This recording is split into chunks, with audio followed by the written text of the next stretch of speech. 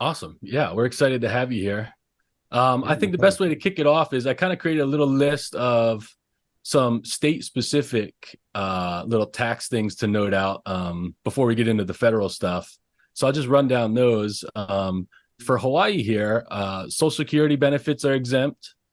Our public pension income is exempt in Hawaii. So all of our federal and state workers. So I thought this was interesting. The state of Hawaii has the lowest property tax rate in the nation. Uh, Not that that really ties into our conversation today, but it's pretty interesting. And lastly, so 401k and other employee retirement accounts, um, you only get taxed on the let's see, such as for only employer contributions are exempt. So you're only paying taxes on yours. So if you have a TSP or a 401k, right, and let's say you roll that thing over, a lot of times you got to separate the two in order to kind of keep track of, okay, what am I paying taxes on, and what is the employer contributions that are exempt.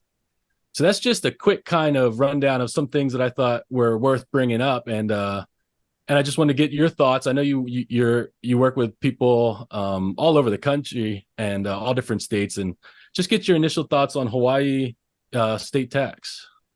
Yeah, I'll start by saying state tax planning is definitely important, and I think often overlooked, especially folks that work virtually or with people in various states. It's hard to learn and stay up on the different state tax angles because they often are quite different than federal. Federal, I want to call it easy, but it's the same regardless who you work with. No matter where they live, federal taxes are federal taxes. But Mm. state tax planning could get hairy. Now, for what it's worth, state tax impacts are usually smaller than federal, just an absolute basis. Federal state income taxes are a few percentage points, whereas federal is dozens or so. But anyway, so yeah, Hawaii. I'm not an expert in every state, but those that I've dealt with so far, Hawaii seems to be, let's call it average-ish tax Mm. friendliness in terms of income tax. There's also, like you said, there's property tax, there's sales tax, there's things like Arizona, for example. My mom moved there. They have pretty large vehicle registration tax, Mm-hmm. which isn't a deal breaker, but still, a tax to be aware of. Liquor tax and other taxes on specific items are different in different states. But as far as income tax, Hawaii seems to be, let's say, middle of the road. At one extreme, there's some states that don't have income tax at all on anything. So that's, super low income tax because it's zero. Other states are quite heavy, even on retirees.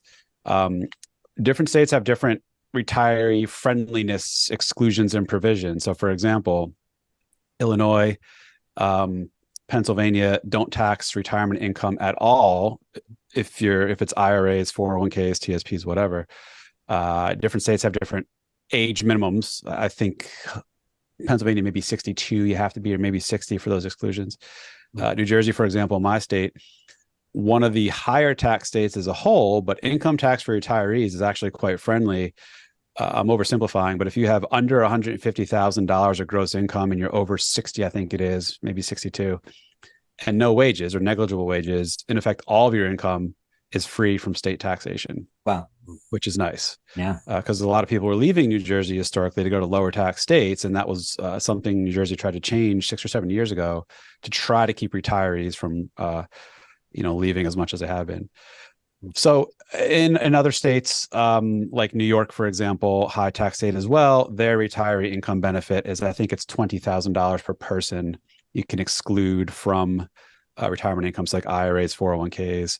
State pensions are already tax-free in New York, but on top of that, you can exclude 20 grand.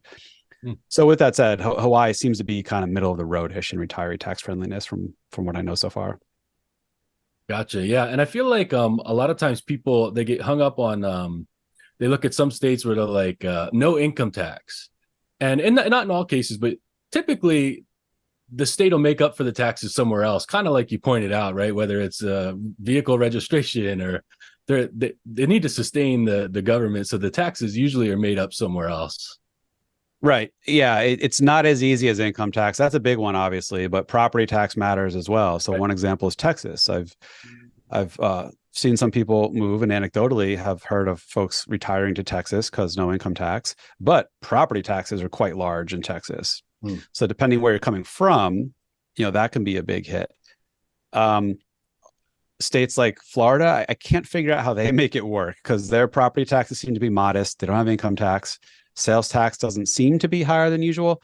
My guess, I haven't tried to confirm this, but I think like the tourism industry is such a large revenue generator that they may get a lot of state revenue from that. So maybe that's what helps float Florida. But yeah, there's no free lunch. Money's got to come from somewhere. If you're not paying an income tax, you may have a higher sales tax, higher property tax, or something else. Who knows what it could be? Road taxes or something like that. I don't know. Right. Tolls, right? Sure. The opinions and statements presented on this show are for general information only and are not intended to provide specific advice or recommendations. Never make any investment or financial decisions based on information offered on this show without first consulting your financial, legal, or tax advisor. All economic and performance information mentioned on the show is historical in nature and is not indicative of any future results. All indices mentioned on this show are unmanaged and cannot be invested in directly. All information is believed to be from reliable sources. However, we make no representation as to its completeness or accuracy. Lastly, all opinions expressed by Jason Cutitta and any guests on the show are solely their own opinions and do not reflect the opinions of or are endorsed by ToBA Financial. For Jason Cutitta, investment advisory services are offered through ToBA Financial LLC, a registered investment advisor offering advisory services in the state of Hawaii and in other jurisdictions where exempt from registration.